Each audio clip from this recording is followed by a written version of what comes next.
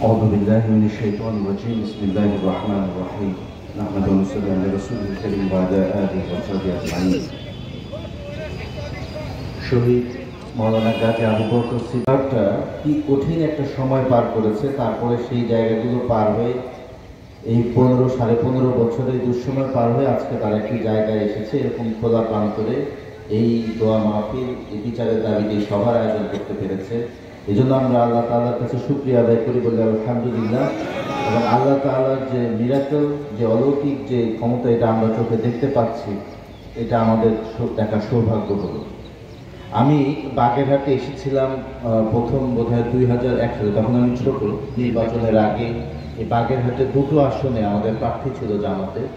মোরুলগঞ্জ শরণখোলাতে মরহুম মাওলানা মুফতি আব্দুল সাত্তার সাহেব ছিলেন, আর এখানে আমাদের শহীদ গাজী মাওলানা আবু বকর সিদ্দিক সাহেব ছিলেন। আমি আমার আব্বার সাথে এখানে এসেছিলাম এবং পরবর্তীতে 2004 সালে যখন মাহফিল থেকে ফেরার পথে চাচাকে বোমা মেরে হত্যা করা হয়, এই ঘটনা সেই সময় খুবই দেশ জুড়ে একটা আলোড়ন তৈরি করেছিল।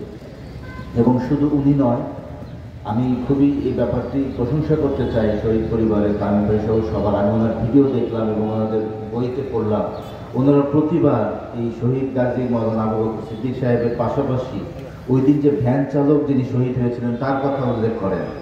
এটা আমি মনে করি যে এইটার জন্য তাদের প্রশংসা করা উচিত।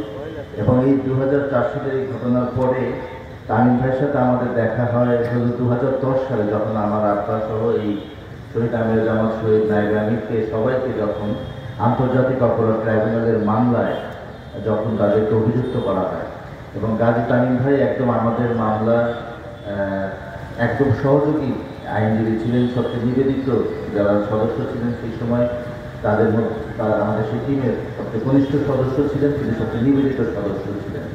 আমি তারপর থেকে তার এই আস্তে আস্তে এই গ্রুমিংটা, তার এই বড় বড়টা দেখলাম। এবং আজকে তিনি বাংলাদেশের ডেপুটি অ্যাটর্নি জেনারেলের পদমর্যাদায় আল্লাহ তাকে আন্তর্জাতিক অপরাধ ট্রাইব্যুনালে প্রসিকিউটর করেছেন। তারপরে তিনি অতি সম্প্রতি বাংলাদেশ সুপ্রিম কোর্টের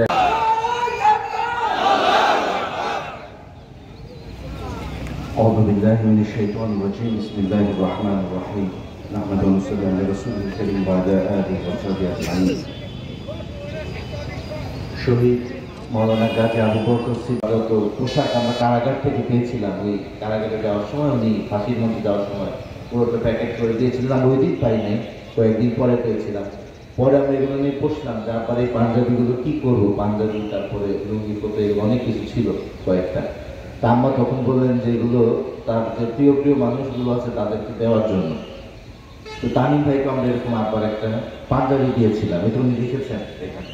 তো এই হচ্ছে আমাদের সাথে তাদের পারিবারিক সম্পর্ক, এবং এটা খুবই খুবই অন্যরকম একটা ব্যাপার। আপনারা চিন্তা করলে বুঝবেন যে আমার বাবা তার বাবার জন্য এসেছিলেন, এখানে নির্বাচনের প্রচারণা এসেছিলেন, তার বাবা শহীদ হওয়ার পরে এসেছিলেন, এবং এরপরে আবার এখন আমরা, ওনার বাবাও নেই, আমার বাবাও নেই, আমরা দুই পরিবারের দুই সন্তান এখন একসাথে কাজ করি বা থাকি।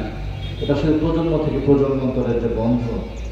বছরে অসংখ্য মানুষকে হত্যা করা হয়েছে, অসংখ্য মানুষকে গুম খুন করা হয়েছে, অসংখ্য আলেম ওলামাকে নির্যাতন করা হয়েছে। আমাদের আজকে এখানে যিনি উপস্থিত আছেন মোহতারাম মুখ্য আলোচক, উনি দেশেই থাকতে পারেন নাই, দীর্ঘদিন উনি নির্বাচনে ছিলেন।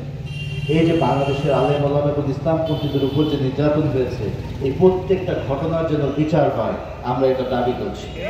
এবং এখানে শহীদ পরিবারের সন্তান হিসেবে তামিম ভাইয়ের কাছেও আমাদের অনুরোধ এবং প্রত্যাশা যে তিনি এই অপরাধগুলোর